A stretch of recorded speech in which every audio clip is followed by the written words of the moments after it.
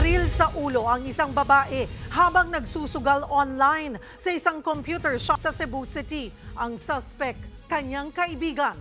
Nasa frontline ng balitang yan, si John Aroa. Nakaupo sa pinaglalaro ang computer shop habang may tama ng bala sa ulo si Josery Apostol.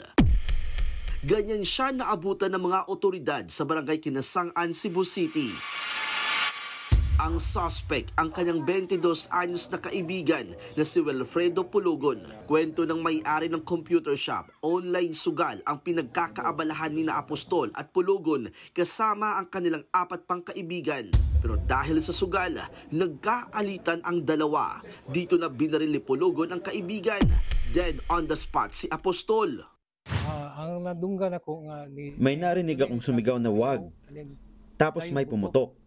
Paglabas ko, wala na sila dito. Lumalabas sa investigasyon na onsehan sa iligal na droga ang ugat ng away. Hawak na ng mga pulis ang kopya ng CCTV pero hindi na muna nila ito ibinigay. Nakuha sa crime scene ang isang basyo ng baril. Panawagan naman ng ina ng biktima sa pumatay sa kanyang anak. Surrender lang siya. Basta hindi, doon na pa ko, Diyos, makapasaylo pa ko niya.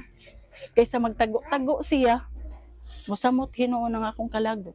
Naulila ng biktima ang dalawa niyang anak na parehong minor de edad. Tinutugis naman ang suspect.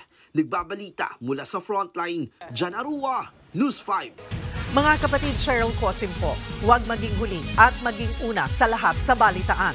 Para sa tuloy-tuloy na talakayan sa frontline, mag-follow at mag-subscribe sa social media pages ng News 5.